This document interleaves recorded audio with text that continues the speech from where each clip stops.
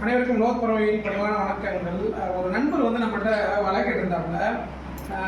Highest நம்ம வலை என்ன கொடுத்துருக்கோம்னா 7 கிலோவில் வந்து ஒரு 1.5 வருடங்களுக்கு முன்னாடி கொடுத்தோம். ஆனால் ஃபுல்லாகவே நரம்பில் கொடுத்தோம்.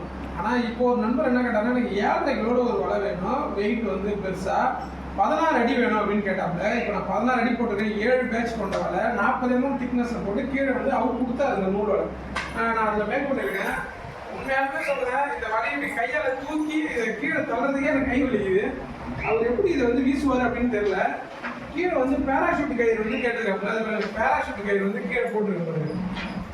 பேராஷூட் கயிறு போட்டுருக்கு பார்த்தீங்களா? ஸோ இந்த வலை வந்து நான் இது வரைக்கும் இவ்வளோ வெயிட் வச்சு நான் பயன்படுத்துறது கிடையாது. எனக்கு வந்து ஒரு நம்ம பண்ண ஒர்க்லேயே வந்து கொஞ்சம் ஜாஸ்தி ஒர்க்காக இருக்கும், கொஞ்சம் வேலைப்பாடுகள் வலுவாக இருக்கும் அப்படின்னு எதிர்பார்த்தோன்னா அது இந்த வலை தான். ரொம்ப மகிழ்ச்சி. ஐயா கிட்ட சொன்னால் இவ்வளோ வேலைப்பாடுகள் இருக்குது.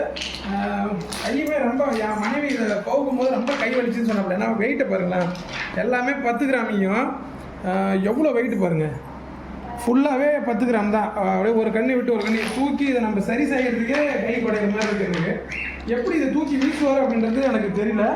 ரொம்ப பலமாக இருக்கும் வலை பார்க்குறதுக்கு. இந்த வலையை தான் நம்ம அவருக்கு டிஸ்பேச் பண்ண போகிறோம். ஸோ அவருடைய ஃபீட்பேக் எப்படி இருக்குன்னு பார்ப்போம். இந்த மாதிரி வலைகள் யாராவது இவ்வளோ பெருசு வீசிருக்கீங்களா அப்படின்றதுமே சொல்லுங்கள். ஏன்னா வெயிட் வந்து ரொம்ப ஜாஸ்தி. ஏன்னா ஃபிஷர்மேன்லாம் வந்து பார்த்தீங்கன்னா நைஸ் பயன்படுத்துவாங்க. இது வந்து ரஃப் ஃபுல்லாகவே ரொம்ப ஒரு ரிஸ்க்கான வலை. நான் பண்ணதில் கொஞ்சம் வேல்யூ ஜாஸ்தியான ஒரு வலையுமே இது.